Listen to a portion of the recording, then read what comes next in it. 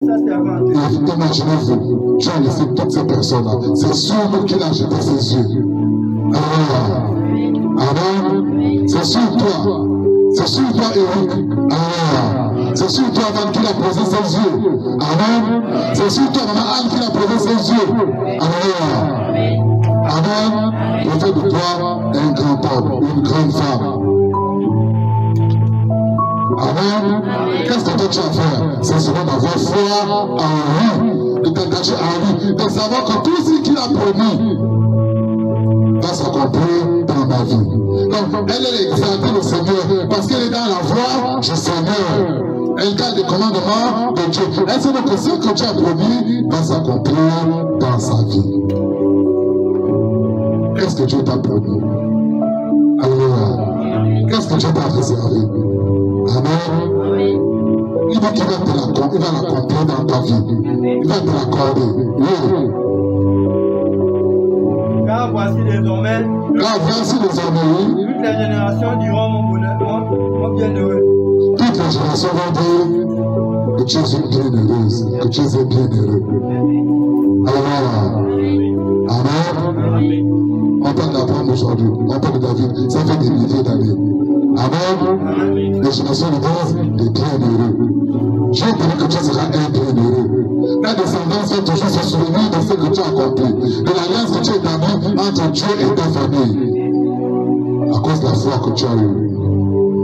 Amen. Oui. Parce que le Tout-Puissant a fait pour moi des grandes choses. Parce que le Tout-Puissant a fait pour moi des grandes choses. Regardez le bloc de décret de foi de Marie.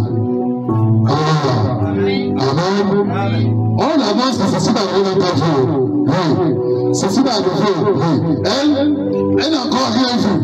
Amen. Elle dit non, tu m'as fait de grandes choses dans ma vie. Est-ce que c'est que toi tu fais aussi? Non, toi tu peux en lâcher. C'est vraiment. Non, tu sais que tu as fait de grandes choses dans ta vie.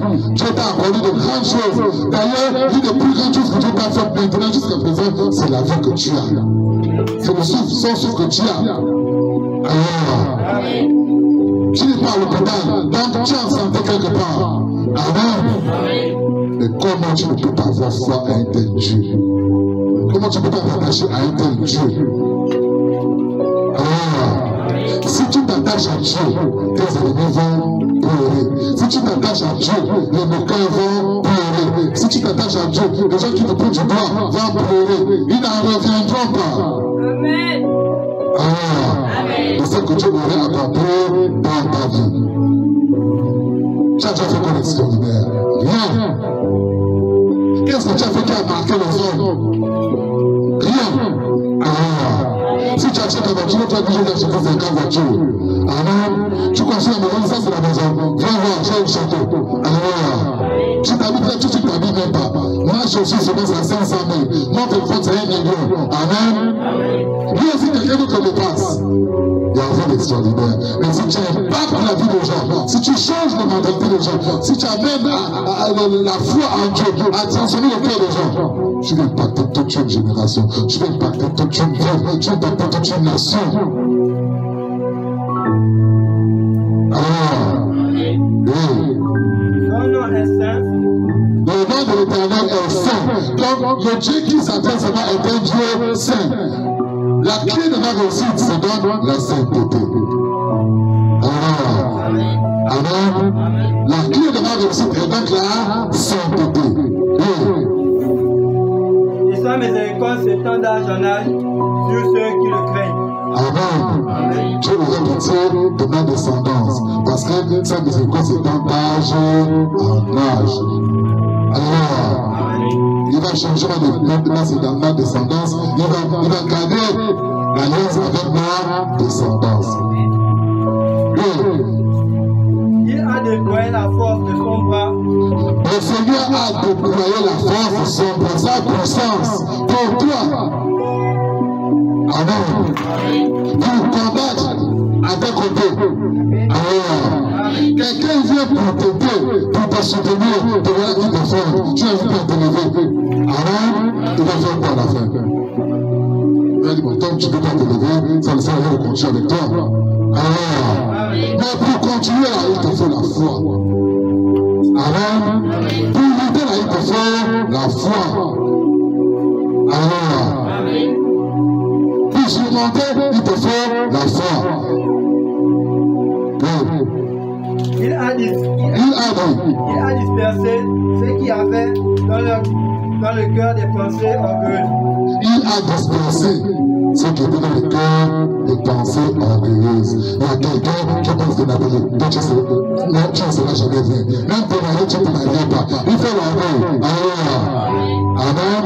Quand tu connais à te marier, amen, ces pensées-là vont se disperser. Avec ma boîte qui est Dieu fait. Alléluia. Donc, c'est Dieu puissant. Amen. Pourquoi on fait pas honte à nos ennemis? Aux gens qui vont nous voir souffrir, aux gens qui vont nous voir pleurer à chaque fois. Pourquoi on ne fait pas honte? La meilleure manière de faire, c'est d'avancer avec foi. Parce que c'est une vie perpétuelle jusqu'à ce que Dieu va tout arrêter. Amen. Alléluia. Tout le temps que tu vas vivre, tu seras dans la vie, dans la foi. Parce que la foi est une lutte, c'est un travail. Amen. Il a renversé les puissants de leur... Il a renversé ceux qui étaient assis sur ta vie. Alléluia. Jésus-Christ a renversé toutes ces choses-là, ces hôtels-là, toutes ces choses. Amen. Et de faire quoi? Tu peux tout avoir dans ta vie, tu ne te marieras jamais. Mais quand tu as foi en Dieu, il renverse cet hôtel. Alléluia. Je me souviens que quand j'ai apprêté le mariage, on a vu un vieux couple, je ne sais pas si elle se souvient, on avait rencontré un vieux couple de 75 ans et de 72 ans. Amen. Ce sont les enfants que nous avons préparé votre mariage. On avait dit que vous n'allez jamais vous marier parce que vous n'avez pas eu d'enfants. Amen. Mais la femme avait eu des enfants avant. Alléluia. Alors qu'est-ce qui va se passer? Le mari va être dans l'émotion. Amen. Et le maire va on appelle ça comment? Marier les deux vieillards, s'il faut s'appeler. Les deux vieillards se sont mariés. Et ce qui avait été dit a été renversé. Même à 75 ans, ils ont signé les papiers. Alléluia. Mari et femme, ils se sont passés la langue au bois, ils se sont fait le bisou, ils sont passés sous des acclamations. Vive le baril, à 75 ans. Parce qu'il avait compris en retard. Tu veux comprendre en retard? Non. Si tu comprends en retard, ça arrivera aussi en retard. Si tu comprends maintenant, même d'ici 2027, beaucoup de choses vont se faire. Amen.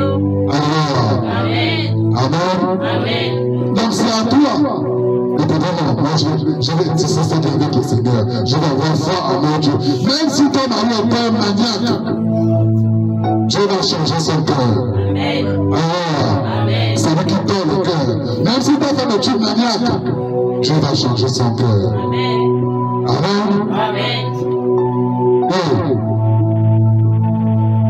Il a élevé les humbles.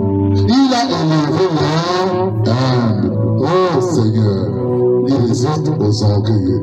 Ton cœur orgueilleux empêche à Dieu de faire ce qu'il doit accomplir dans ta vie. Parce que tu es orgueilleuse. Parce que tu es orgueilleux. Il faut prendre la posture de l'humilité. Il faut être humble dans la vie. Il faut t'abaisser et Dieu va t'élever. Et même les hommes vont t'élever. Alléluia. Amen. Mais quand tu es orgueilleux, quand tu dis c'est toi, c'est moi, c'est moi, c'est moi, on ne peut pas faire ceci, moi-même je connais, moi-même ceci, moi-même cela, tu n'arriveras à rien. Ça n'arrivera pas. Alléluia. L'orgueil ne paye pas. Si tu es trop cher au cœur de Dieu Seigneur, il peut t'arracher là où tu es et te donner à quelqu'un d'autre. Ou à quelqu'un d'autre. Amen. Il peut me donner notre femme, ça devient orgueilleuse. Alléluia. Amen.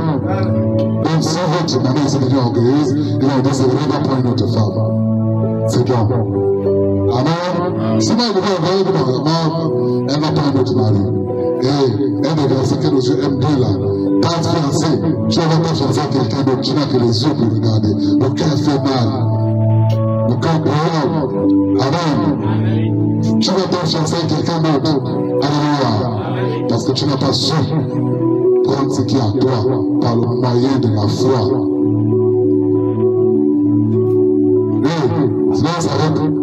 Il a rassasié le bien des affamés. Il a rassasié. Tu as faim de quoi? Il ne parle pas de la nourriture. Alors, toi tu as faim de quoi?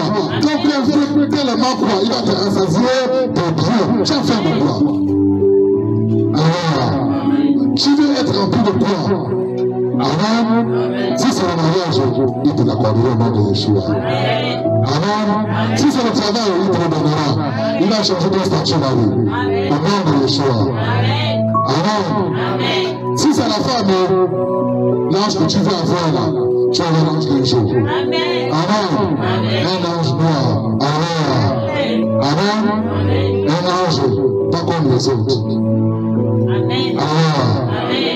Qu'est-ce que tu veux? Tu veux tout te rassasier de quoi? Tu as faim de quoi? L'école? Le bac? Le BPC? Qu'est-ce que tu veux? Alors, un don? La guérison? Alors, la prophétie? Tu veux que tu te rassasies de quoi? Un flambeau, il va te rassasier. Il va te remplir parce que être rassasié, c'est être rempli. Amen. Non, pas je crois que c'est l'argent, c'est seulement la nourriture. Non, il y a plein de choses. Alors, oui. Il a renvoyé les riches à vide. Ceux qui étaient riches là, il va les renvoyer à vide. Amen. Vous n'avez pas remarqué que beaucoup de riches de Samaritains, beaucoup de riches n'ont pas d'enfants, beaucoup de riches n'ont pas de paix, beaucoup de riches n'ont pas de joie. Il ne les rassasie pas de ces choses. Mais toi, ce que tu veux, il a dit au début, dis ce dont tu as besoin. Amen. Il va te rassasier de ça. Alors, il va te remplir de ça. Amen. Tu veux quoi? Une longue vie. Seigneur, moi je veux une longue vie. Rassasiez-moi d'une longue vie. Je veux te servir longtemps. Alors, tu qui te rassasie de la santé, Seigneur, encore de la santé. Rassasie de santé, celui qui a besoin de santé. Au nom de Yeshua. Tu veux que tu te rassasies de quoi? Attache-toi à lui. Aie-foi en lui. Aie-foi en sa parole. Garde ses commandements. Mets en pratique sa parole. Alors, et Dieu verra.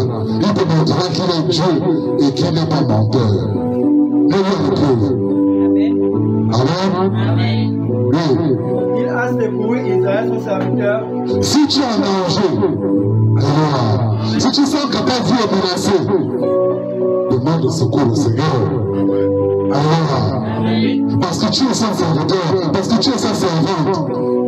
Si tu sens que ta vie est menacée, ta vie est opprimée, ton être intérieur n'est pas en paix, dis Seigneur, viens me libérer. Seigneur, secours-moi, demande-le humblement, demande-le simplement. Alors, et Dieu te l'accordera. Amen. Oui. Il s'est souvenu de sa miséricorde, comme il avait dit à nos pères envers Abraham. À cause de l'alliance de la foi qu'il a tissée avec Abraham. Si tu rentres dans cette alliance par la foi, la promesse qui a été faite à Abraham va aussi agir dans ta vie. Parce que Dieu ne change pas. Il est le même hier, aujourd'hui, il demeure éternellement. Gloire à Jésus-Christ. Le Seigneur bénisse sa parole. Et que toute ta gloire lui revienne au nom puissant de Jésus-Christ. Amen.